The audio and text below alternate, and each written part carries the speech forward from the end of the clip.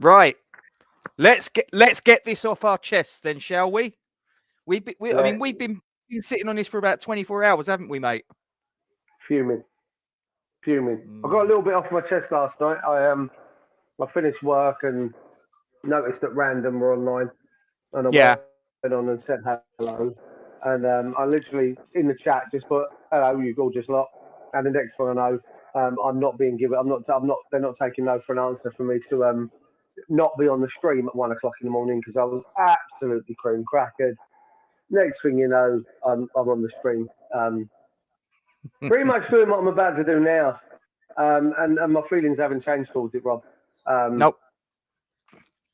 I'm I'm fucking fuming, Rob. I'm absolutely fuming, and I'm also Yeah. fuming to a degree that it's in fact that fuming has now been exacerbated by what happened today. Yeah. You know, you and me spoke about it Mm. quickly before we came on the Liverpool penalty. Um, Yeah.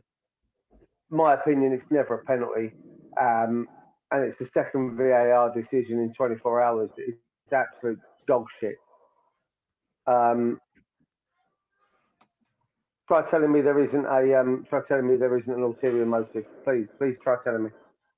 I wish I could, but I was watching the coverage of the game yesterday from my apartment in the south of France. Um, Hmm.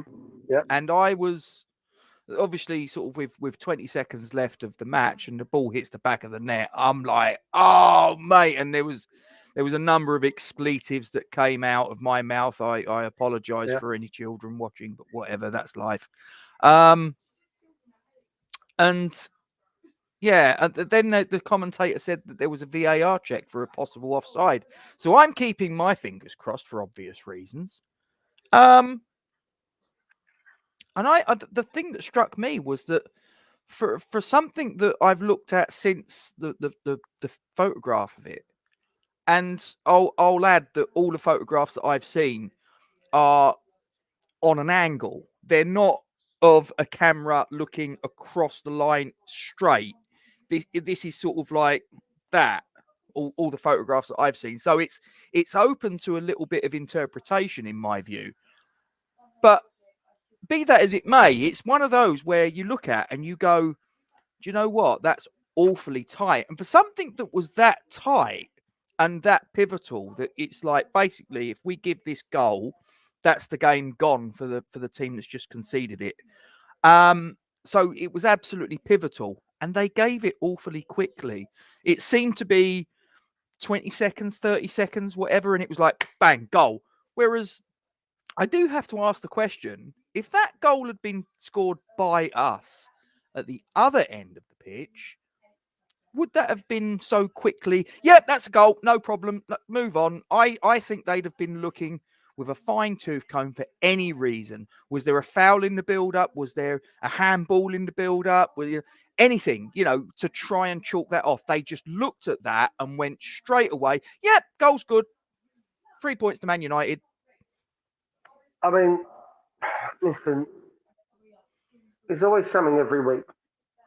Be it us, be it you know, um, but be it any team involved in the so-called Big Six, Rob. Mm, Um, and I'm at a point now where I'm convinced that there might be a contract that was signed by the Big Six when they agreed to come back to the Premier League that said we'll do everything we can to put you in the top six. We'll get rid of them pretenders, West Ham. We'll get them out of there. mm, We'll get rid of Leicester. They can piss off. They can finish seventh and eighth. They can be happy with that. But we'll keep the top six. Top six. I'm now beginning to be convinced, Rob, that mm, that this sort of thing exists because I, mate, I had a ponytail yesterday before the goal. Right, I pulled it all out. Like I was at my wits' end yesterday. I was screaming, shouting, swearing. I was in a very, very bad mood. And as I say, yeah. I did the Lawrence was on last night. Larry was on last night on Hmm. Peach's channel, and we had a little backwards and forwards about it, and I can't get my head around it, Rob. There just seems to be an ulterior motive for these things to always swing in the favour of the so-called big six. If there is any, I'd even say if there's any room for doubt. But you know what? You know, we've had a couple of decisions go our way in games, you know, with VAR, but they almost seem to be too nailed on for anyone to be able to say, well, no, not really. Whereas anything that's a maybe, no, not really, really, we're the big six are getting these, and it's really beginning to frustrate the shit out of me. I'm like I say, I saw the Liverpool game earlier, and to be fair, Palace kind of shot themselves in the foot a bit there. They were very wasteful, and they should have been significantly better. But I feel that it still benefited Liverpool. Palace could have got back into it. Palace could have got a draw if they hadn't got that penalty. And lo and behold, you know, they get a penalty 24 hours after a goal that is quite clearly in real time. Very debatable. Offside. Listen, in real time, I called it offside. The linesman didn't even raise his fucking flag, Rob. Again, the game kicked off, Rob, and I said to you before we came live, the game kicked off before the announcement was given. How often do you see a goal scored? We wait for VAR. And sometimes the game's delayed by 2 or 3 minutes because they want to make sure that the games like scored. that. Yeah. You know, we saw it with Harry Kane because his left toenail hair was offside for one of his goals. Now, don't get me wrong, who the fuck is Harry Kane? But that's how fine a point they go down to. And it cost, you know, I think it was against Burnley. And I think that decision took all of 3 minutes. 3 minutes. Yesterday, we didn't even get, 15 to 20 seconds. Yeah. We didn't even get... The game was kicked off. Now, I'm pretty sure that's the first time that's happened. The game was kicked off before the announcement was made. Been told, or before the crowd had been told that the announcement is that it was offside. Yeah. It did seem a little bit quick. It really did seem a little bit rapid to me. Just looking here, this was the team that David Moyes went with. Now, in the pre-match, I made the prediction, if you will, that we may have gone 5 at the back and brought in Ben Johnson as a sort of an extra left-sided defender. He didn't go with that. He went 4-2-3-1 with what would probably be described, I think it's fair to say, as our strongest 11. Debatable, maybe Johnson for Kufal, possibly. Areola for Fabianski, possibly, whatever. But I think that's largely the strongest team we could have put out, do you think?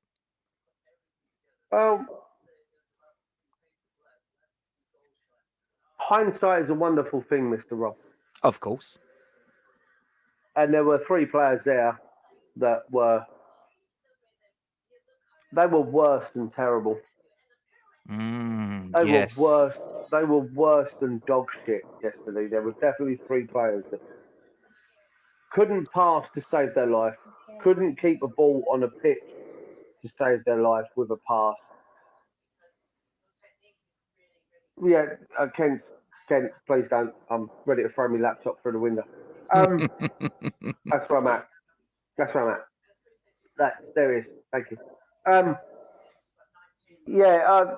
Lanzini and Fornells had possibly the worst games that I've seen both of those pair ever have. Ever have. They were really, really poor.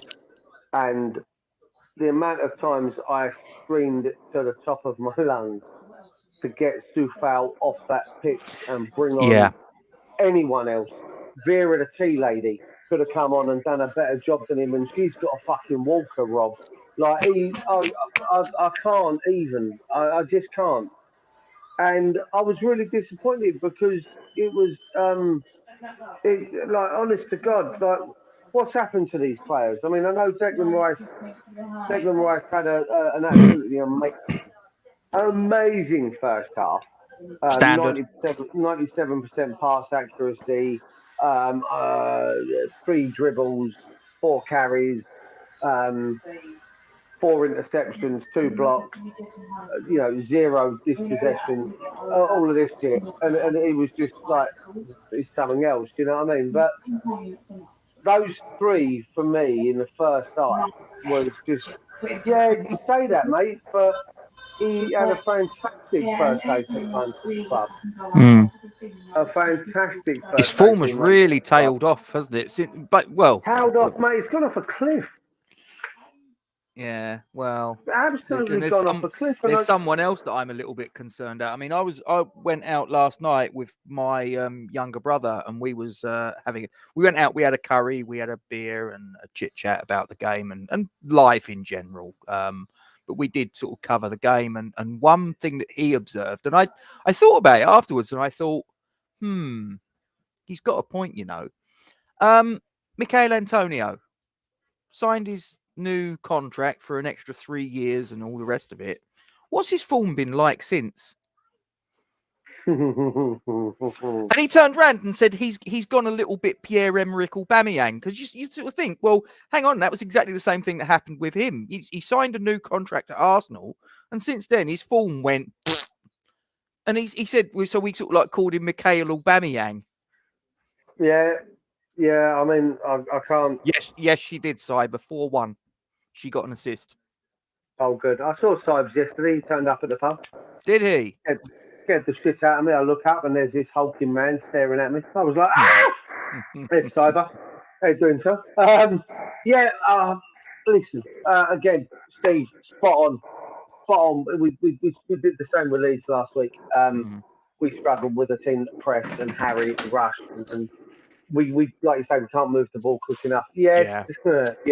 Seb Shemin 2.0, yeah, with Kufal. And then the next one and the one after from Kent, I want to talk about, actually. I want to link the two of them. I'll tell you what, I give John Moss. Was it John Moss yesterday, the referee? I believe it was. Yes, I'm fairly sure that's I right. give John Moss a big pat on the back at one point, because although he didn't quite use the words I'm about to, he was close, and he tried to just give me a heads up, Cyber. Don't just be staring at me. It scares me.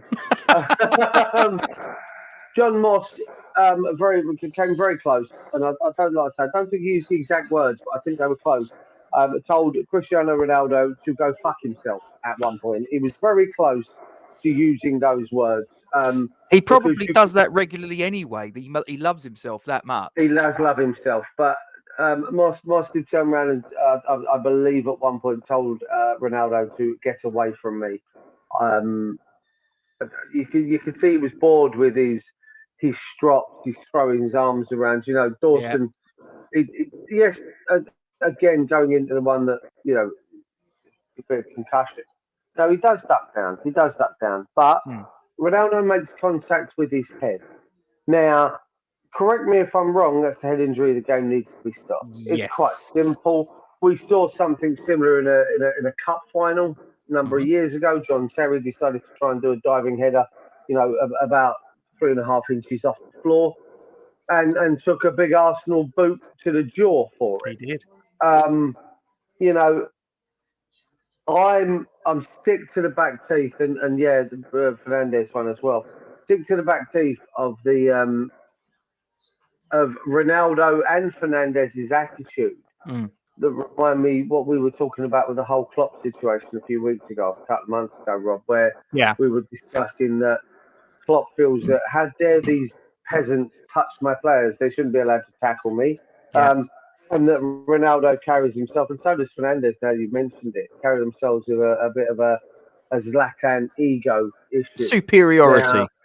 Now, even then it goes beyond that, I feel, because like I say, with Zlatan, you see the videos of him, he's playing for international football, and there was one of the minnow sides goes to grab hold of him at a corner, and he kind of stands there and goes, what do you think you're touching me for? And Ronaldo's the same. How dare you tackle me? I am Cristiano Ronaldo. And to be fair, I really do think, bar his 12 tap-ins so far this season, I really do believe he has been dog shit. Yeah, he did, Ken. Yeah. Ronaldo has been dog shit for United since he returned, and I do believe that United were kind of rushed into the option of buying him because it was released that City were interested, which I think forced United's hand. They didn't want him going and ended his career there. Their young left winger there, Elanga, I was really impressed with him, Rob. Yeah. In fact, I was impressed with him more than anyone else on the pitch, including our boys. To be honest with you, I really thought he had a good game. If anyone tries to tell me, sorry, let me rephrase that. If anyone that's not a West Ham fan tries to tell me that Declan Rice would not get into that United side in front of those two absolute pair of clats, it's beyond me. What, Declan Fred and Rice. McTominay? Oh, mate, again, Don't. the commentator mentioned something yesterday about how McTominay's come on leaps and bounds, and you can see him developing as a footballer in front of your eyes. I was like, how bad was he? Honest to God, how bad was he that you think you can see him developing? He must have been dog shit beforehand, because my God, he's poor, mate. He is so poor. Like, my God. And Fred, listen, Fred's the worst Brazilian than since the Poundland fucking bikini wax came out. Oh, don't do that. No. I take it you're not keen. Fucking no. I'm getting vibes of you're not keen on McTominay. No. Oh, mate. I'd rather play Stufau at CDM after we just play yesterday than take McTominay. Would you drop Kufal out for the next game? Yeah. I know the next game is not until the 5th of Feb, and it's against Kidderminster away. But mate, fast forward to the next game, the next Premier League game. So I dropped Stufau, I dropped Fornells, and I dropped Lanzini. Okay. And I bring in Vlasic and Ben Rama up with the others. Unless we bring in a striker, which behave. Do you know anything about Dominic Calvert-Lewin? Well, please, I saw something. I can't remember who put it. It might well have been the guys at Hammer's Chat, and I don't want to take credit away from where credit is due. I think it was Hammer's Chat, so I don't want to take credit away. But yeah, I think someone asked about Rob Newman, and you replied he makes a blinding cup of tea. Yeah, right, yeah. That's the only thing it looks like at the minute. Imagine West Ham have spent the last 2 years scouring Europe looking for the perfect striker, and all along we now realise it's a geezer at Everton with a treble barrel name. Not just that, but a geezer at Everton who this season I think has played 6 Premier League games due to injury, and we're looking at shelling out 60 million for him. I'm just looking at that and going, right, no. Let me ask you this. In a deal that could be worth 60 million, with add-ons, with trophies, international appearances, goals, rather. Would you take it? Calvert-Lewin? 30 million up front. Right. That may well go to 60 million if that's what it comes to. In the same sort of way that we've got Vlasic for 38, but it's actually only 17 until he does something. Right. 30 million quid, I'd probably go yes. Because you think he's young, he's English. The only thing that concerns me is, like I say, he's had an awful lot of injuries this season. So is it? Yeah. Okay. So is it? Are we going to be buying the next Andy Carroll? I ask myself. That's my concern. 60 million quid, forget it. Listen, players will get injuries. Players will Oh yeah, come unstuck slightly. I mean, personally, Steve, Kloshek, is it, or is? if that's Flosek? See, if that's the case, we need him and someone else. The kid's 18. No disrespect, you can't just drop him. Evening happy. Close. Evening happy. Um, if we're going to get him, I want someone else. At 18 years old, he's not going to be ready. Yeah, I agree. If I think Cyber mentioned something this morning in the group about Patrick Schick. Yeah, he has been mentioned. I would take him tomorrow. In fact, he would have been the one I really would have gone after in January if we had the chance. Correct me if I'm wrong. Like, He's second top goal scorer in the Bundesliga, isn't he? Behind Lewandowski. He is indeed.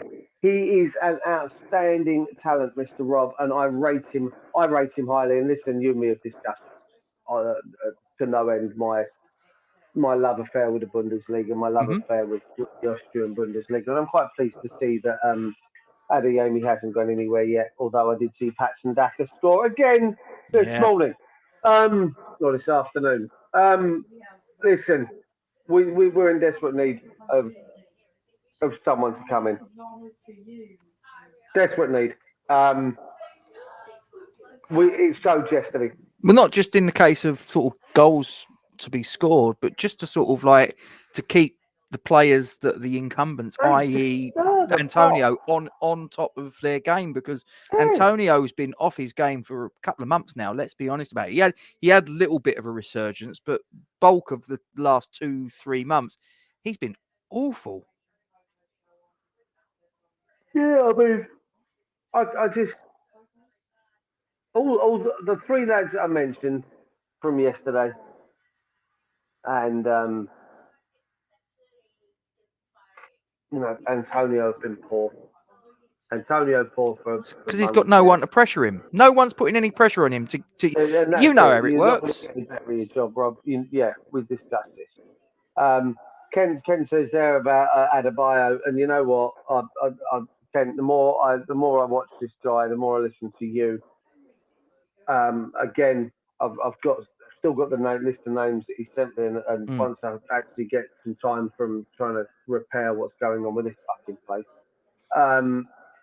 it's something that I'm looking to sit down with you, Rob, and actually do a proper investigation into some of the names that Kent rolled out to me. Like you said, there's still more that he could probably throw at us at this point.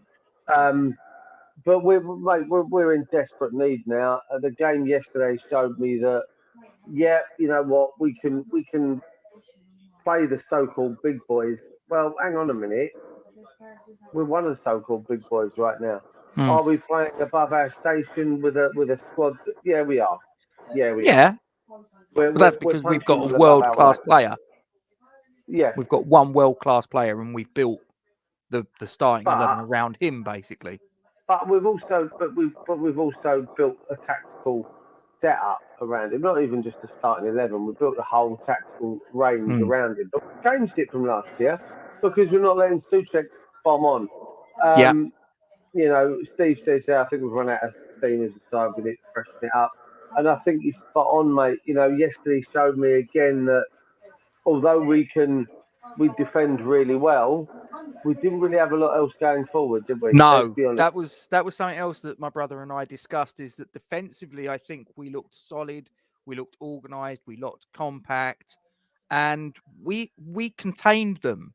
But when we had opportunities in their final third, not really much going on. There was only one save that I believe David De Gea made right at the end. Yeah, that's not enough. That's not enough. That's where you want a Vlasic or and it was Benny. It was one on the benches because they brought on Cavani, they brought on Rashford. And they brought on Martial. We brought on Ryan Fredericks. Listen, don't get me wrong. I'm not going to knock that substitution. I am. I think he was at fault for the goal. No. Okay. I think listen, it was the right decision to bring him on when he came on. I think Soufal was absolute dog shit. as I say. I think they should have brought on Johnson, mate. Not Fredericks. Fredericks has got no future at this club. No, fair enough. Listen, the substitution was the removal of the player was correct. Yes, we could argue till the agreed. cows come home whether you thought that it should have been Johnson. I thought it should have been this. The only plus side of it all, I didn't see Yama and I didn't see Mass yesterday. Yeah. That's the bonus for me. Whether or not the boys listening, so be it. I mean, listen, we could, like I say, we could argue till the cows come home with, like you say, you kind of hold him responsible for the goal, and that's fair enough. I personally think I think he was culpable. Let's put it that way. I think he was out of position. Yeah. If he's in the position he should have been, I don't know whether that goal's conceded. Maybe it would have been. I don't know. The other point my brother made is sort of Cresswell. If you look at Cresswell, he's got like a sort of like a head start on Rashford. What was Rashford doing? It's like he sort of stopped and was playing offside, and then he sort of got beyond him. And there's many different ways you can look at this. Fact of the matter is, we conceded 20 seconds to go. Yeah, and that's what I was about to say. It's painful, Ken. Antonio's isolation sticks out. I saw a film. We're not pushing up as quick as we could as a unit. No. I think the players lost belief in Antonio because he's not using the stuff he's got. You know what? And that's it. There's no. I saw it yesterday, and I think I saw a little bit of it against Leeds. He has no desire to beat people for pace and power. Mm. I don't know where that's gone.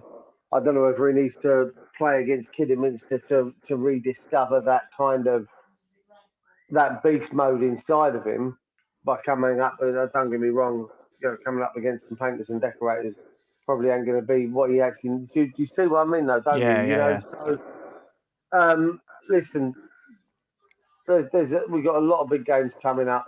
Chelsea just did us a massive favour today by beating Spud. Massive favour done by them. They've still got 3 games in hand on us, and they're 1 point back.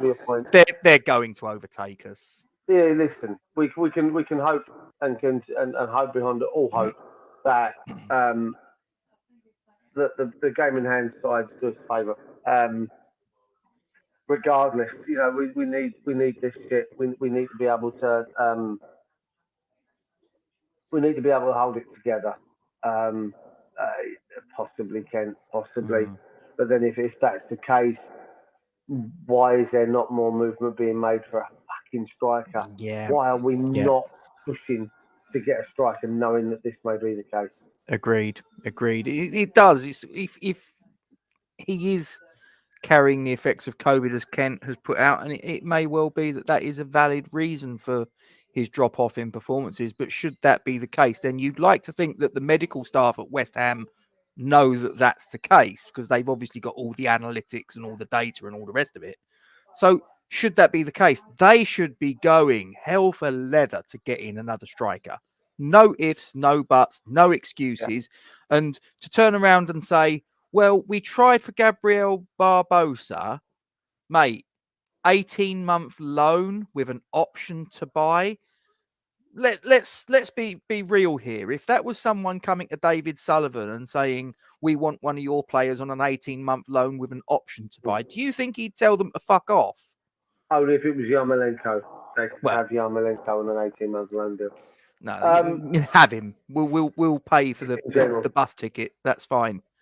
But seriously, I think to myself, if I was who's it he plays with? Is it Sao Paulo or Corinthians or something?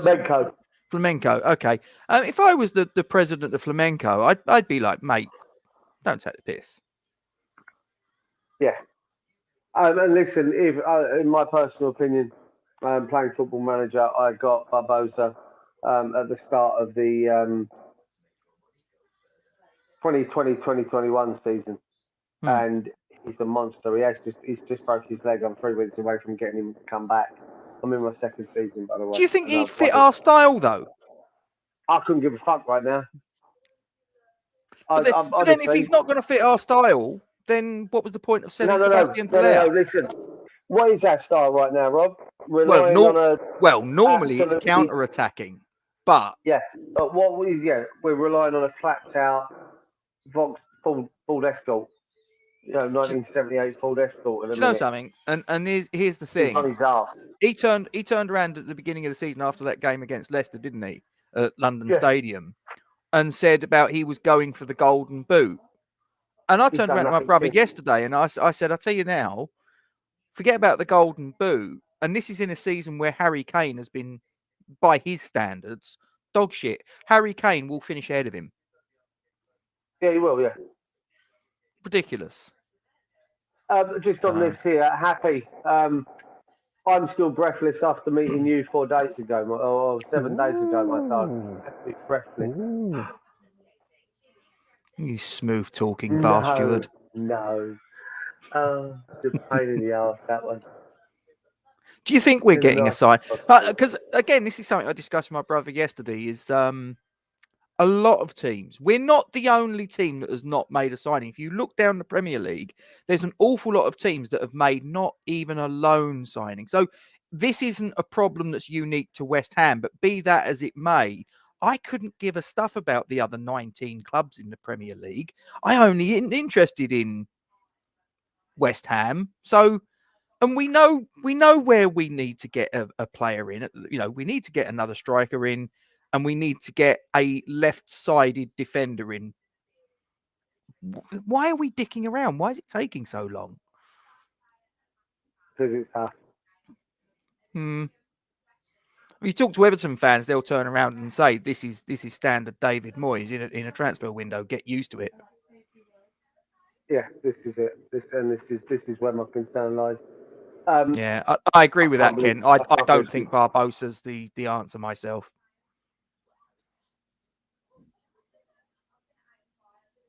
I actually rated Haller. That was the silly thing. I thought he was a good player, and obviously I know it's the Eredivisie, but he's bagging goals in the Champions League. That's not a shit standard. Yeah. So, you. But he obviously, him and David Moyes just didn't work. It was just oil and water. So he's going to end up with a timeout. Who's that? Hey, what? Go on. You're going to have to explain this one. It's not my nickname. Oh. That is not my nickname. It's not going to become my nickname. Her and Becca, Hammer's chat Becca, have been doing nothing but picking on me in the YouTube massive. No. I've been taking so much. They're bullying you. They're bullying you. I'm literally being bullied massively. Massively. Yeah. No, the thing with Kent, just on Sebastian Haller, I thought that his goose was cooked the moment that Pellegrini walked out the door and Moyes walked in. I just thought stylistically they didn't mesh.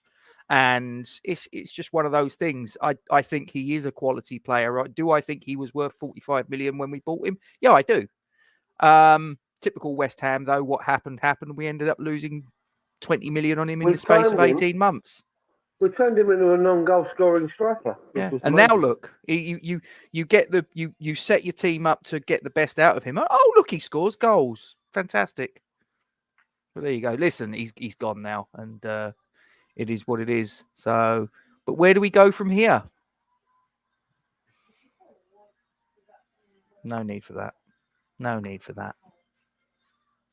Anyway. Where do we go from here? Because obviously the next game's Kidderminster, which I don't mean to be disrespectful to anyone that's watching that's a Kidderminster fan. Don't say it. No, come on.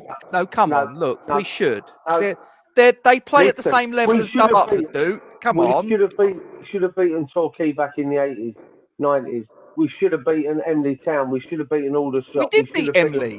We did beat Aldershot. Fucking struggled though, Rob. Did we not? Yes, but we beat them. Torquay, I'll give you that, but we were in the second tier at the time. Listen, I'm confident,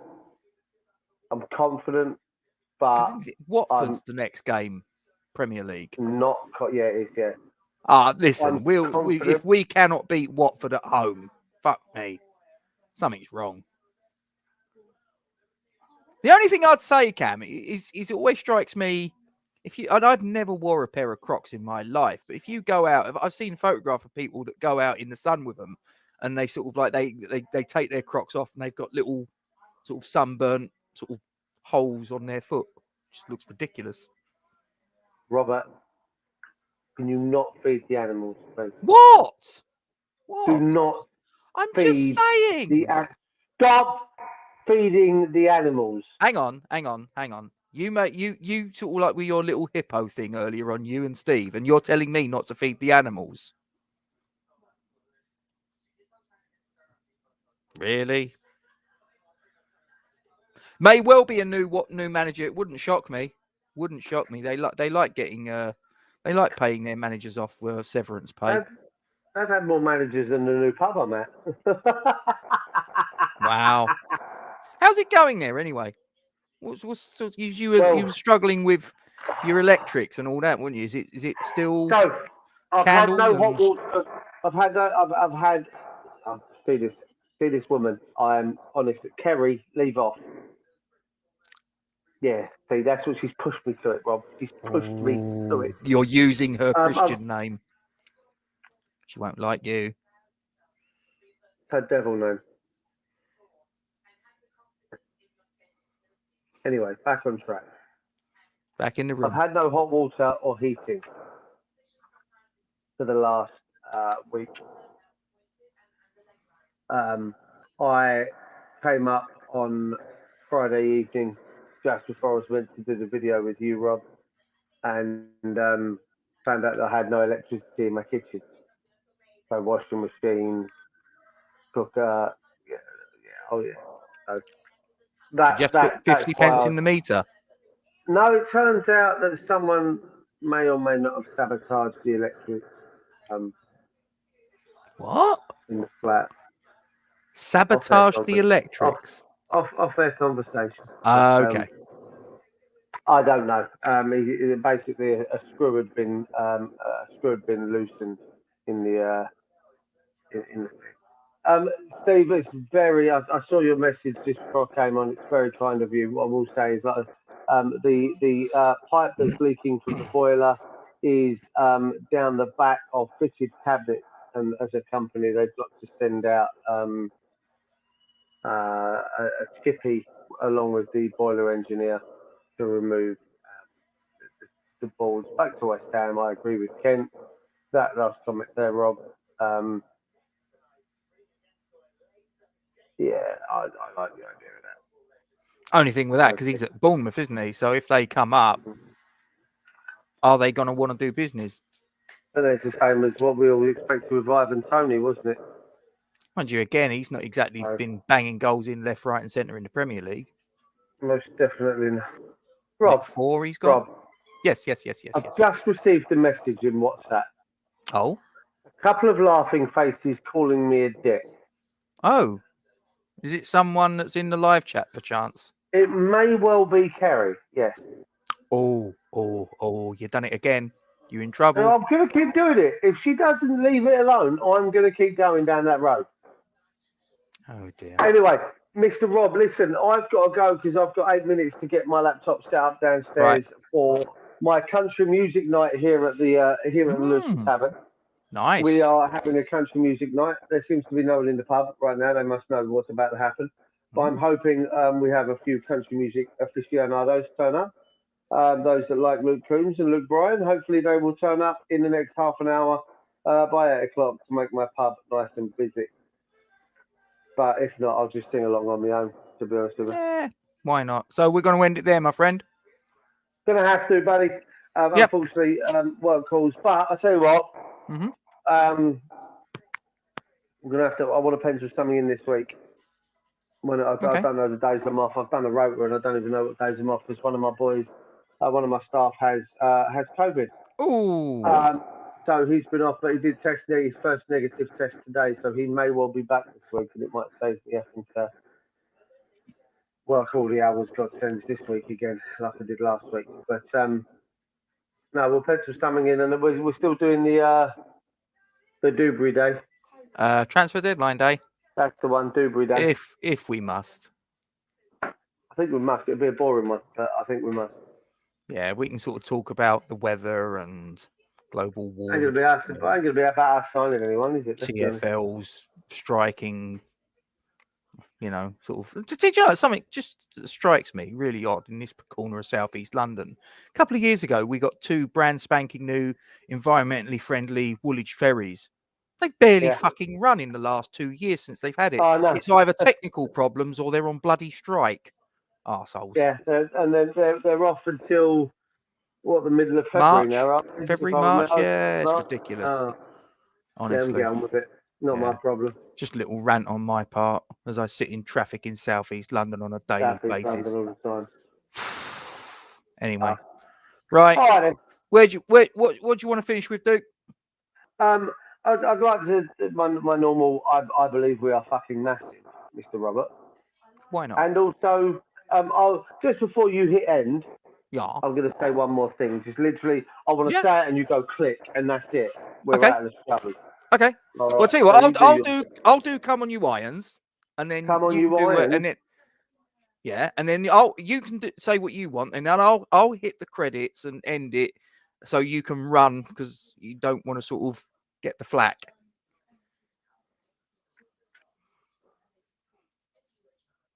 Kerry.